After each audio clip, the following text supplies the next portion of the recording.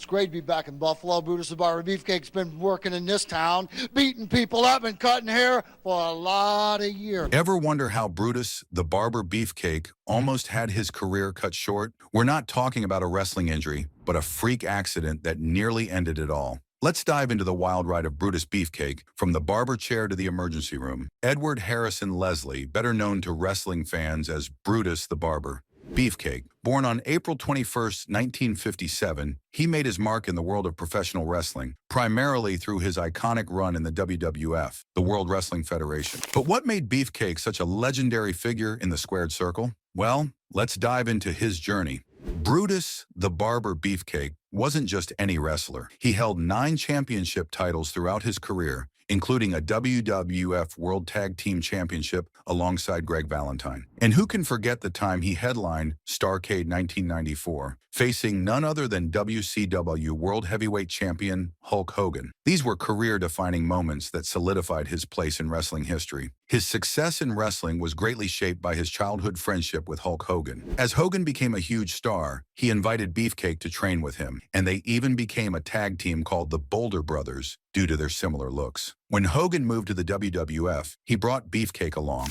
and Linda McMahon and Hogan came up with the Beefcake character, which led to his debut at Madison Square Garden. Back in 1977, Leslie began his wrestling career alongside a man who would become a global icon, Terry Bollea, also known as Hulk Hogan. At that time, they were billed as brothers. Leslie went by the name Ed Boulder when Hogan wrestled as Terry Boulder, and later Dizzy Hogan when Hulk became, well, the Hulk. This led to a lot of fans thinking they were actual brothers, but it was all just part of the show. Beefcake teamed up with Greg Valentine as part of the Dream Team for a few years before the team split up. Afterward, Beefcake was handed the barber gimmick, which he wasn't thrilled about. He even threatened to quit. However, Hogan calmed him down, suggesting that he put opponents in a sleeper hold and then cut their hair, which ended up working out well for him. Unfortunately, Beefcake's career took a tragic turn in 1990 when he was involved in a serious parasailing accident. One of his friends accidentally kneed him in the face while parasailing, causing severe facial injury. Beefcake had to undergo a 16-hour surgery to reconstruct his face with titanium plates. Hulk Hogan stayed by his side during his recovery, and though it was a long and painful process, Beefcake eventually pulled through. After his accident, Beefcake faced another set of challenges. While there were never any confirmed reports, there were insinuations of drug use throughout his career, especially during his time in WCW. Rumors circulated about possible substance abuse, though Beefcake never confirmed any such allegation. Financial issues also plagued Beefcake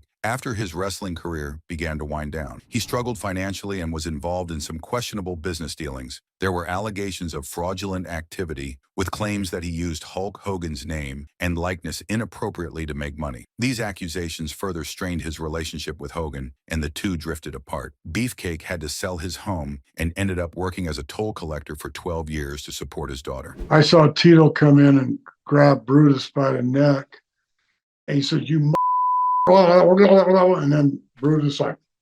Although he had his ups and downs, this man was pure genius and definitely a legend. This is the only reason why people still love him and fans want to keep hearing about him over and over again. And if you like this video so far, it means that you are my target audience. Please subscribe to this channel and like this video so we can stay in touch always. Now back to our legend. Before Brutus Beefcake became the Barber, we all know he started his wrestling journey under a different name, Ed Boulder. In 1977, Ed Boulder hit the wrestling scene alongside a man who would go on to become a global sensation, Hulk Hogan, who was then known as Terry Boulder. At that time, they were billed as brothers. Crazy, right? This gimmick had fans confused for years, with many actually believing they were related. In 1980, Brutus made brief appearances in the World Wrestling Federation, WWF, before heading to Mid-South Wrestling, where he was still honing his skills. It wasn't until a few years later that he'd return to WWF and really start to make waves. Fast forward to 1984, and this is when Ed Boulder got a major makeover, transforming into Brutus Beefcake. He was introduced as a heel character, that's the bad guy in wrestling, with a flashy, over-the-top personality. Beefcake wore outrageous costumes, and to make things even more interesting, he was portrayed as a male stripper in his vignettes. Talk about bold. Beefcake made his official WWF debut in August 1984. Right out of the gate, he got into some serious action, even challenging the biggest star at the time, Hulk Hogan, for the WWF Championship. And if you're wondering, yes, this was after Hulk Hogan had already become the face of wrestling, leaving behind his days as Terry Boulder. Beefcake's first big feud was with David Sammartino, the son of legendary wrestler Bruno Sammartino. Their match at the inaugural WrestleMania ended in a double disqualification, which kept the rivalry going strong.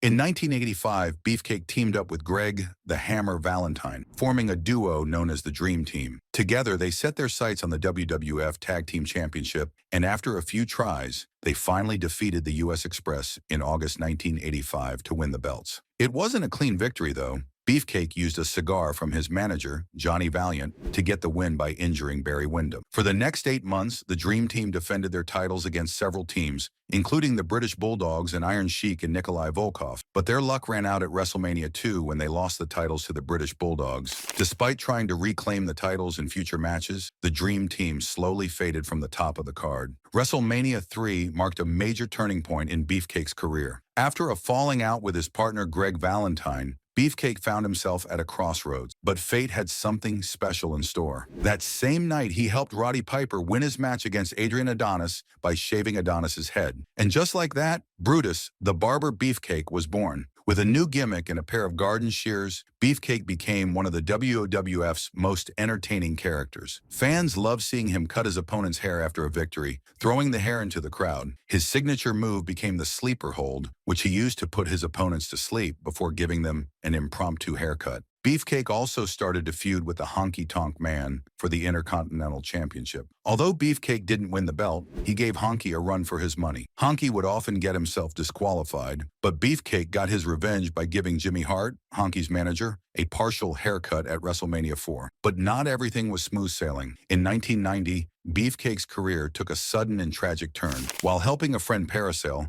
a freak accident happened that left his face completely shattered. We're talking about over 100 feet of wire and 32 screws needed to reconstruct his face. The injury was so severe that Beefcake wasn't sure he'd ever wrestle again. For nearly 2 years, he was out of action. Doctors initially doubted he'd ever return to the ring, but Beefcake wasn't ready to give up. He made a short comeback in 1991, hosting his famous talk segment, The Barber Shop. This is where the iconic breakup of the Rockers happened, when Shawn Michaels turned on Marty Jannetty by super kicking him and throwing him through a glass window. In 1993, Beefcake made his in-ring return, and his face injury was even used as part of his story. Teaming up with his old friend Hulk Hogan, they formed the Mega Maniacs. At WrestleMania, they challenged Money Inc. for the WWF Tag Team Championship. Although they didn't win the titles, this match was a huge comeback moment for Beefcake, who had been sidelined for so long. After a few more months of wrestling, Brutus Beefcake eventually left WWF, wrapping up this chapter of his wrestling career.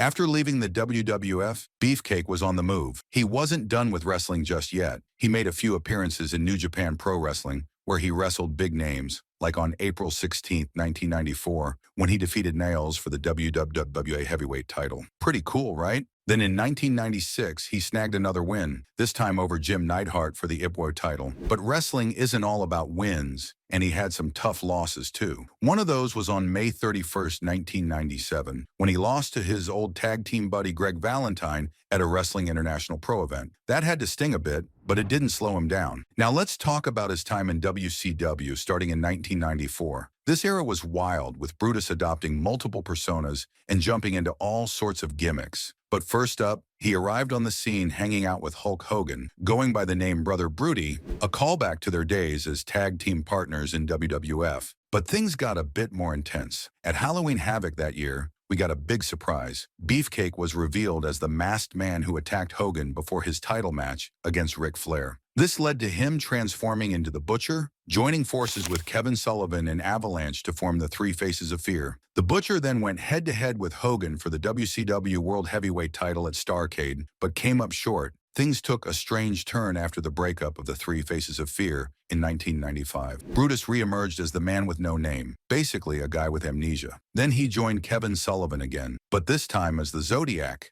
a weird character that only said, yes, no, yes, no. Yeah, it was as bizarre as it sounds. The Zodiac was part of the Dungeon of Doom, which spent most of 1995 feuding with, you guessed it, Hulk Hogan. But wait, it gets weirder. After leaving the Dungeon of Doom, Beefcake debuted a new gimmick as the Booty Man, a guy obsessed with shaking his booty. His signature move was even called the high knee, which when you say it out loud sounds like hiney. Get it? To make things even crazier, he was accompanied by Kimberly Page, who became known as the Booty Babe. Together, they had a brief feud with Diamond Dallas Page, Kimberly's real-life husband. Beefcake's time in WCW ended when he tried to join the NWO, but it didn't go well. Instead of being accepted, he was beaten up by Scott Hall, Kevin Nash, and even Hogan himself. Ouch! After that, he left WCW in December 1996 and returned to wrestling on the independent scene. But wait, Beefcake wasn't done with WCW yet. He came back in 1998 as the Disciple, Hollywood Hogan's bodyguard. Now, this wasn't the same old Beefcake we knew. He had a full beard, sunglasses, and biker gear that made him almost unrecognizable. His role? Protect Hogan and help out in beatdown. He even had a finishing move called the Apocalypse. However, his time as the Disciple didn't last long. He was abducted by the Warrior during Warrior's feud with Hogan and brainwashed into joining the One Warrior Nation. Yeah, that was a thing. After Warrior left WCW, Beefcake's push faded, and he spent the rest of his time as a jobber,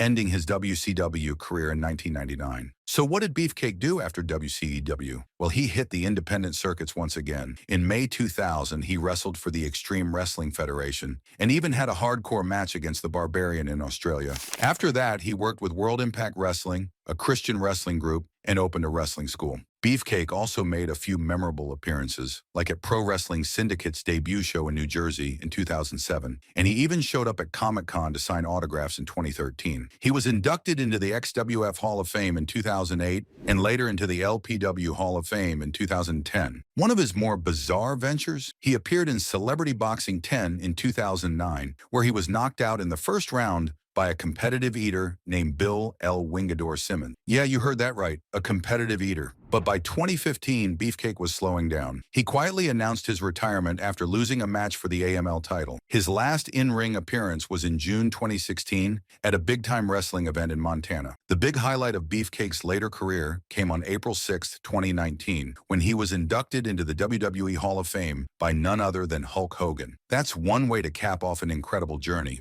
In 2022, Beefcake even made an appearance in Boca Raton Championship Wrestling, taking on a new role as commissioner. On the personal side, Beefcake has been through some ups and downs. He was married 3 times and even found himself in the middle of an anthrax scare in Boston in 2004, which turned out to be a cocaine incident. He checked into rehab after that scare and has been working on staying clean ever since. Brutus the Barber Beefcake has had a remarkable journey in the wrestling world, and at almost 70, he continues to captivate fans with his incredible story. Born Edward Harrison Leslie, he rose to fame in the WWF, winning numerous championships and sharing the ring with legends like Hulk Hogan. His iconic barber persona, born from a blend of talent and a bit of luck, led to unforgettable moments in wrestling history. Despite facing significant challenges, including a life-altering parasailing accident and rumors of substance abuse, Beefcake persevered. His resilience shone through as he made a comeback and transformed into various memorable characters in WCW, proving his adaptability in the ever-evolving world of professional wrestling. While he dealt with financial struggles and personal setbacks, including multiple marriages and battles with addiction, Beefcake's passion for wrestling never waned. His journey took unexpected turns, from competing in celebrity boxing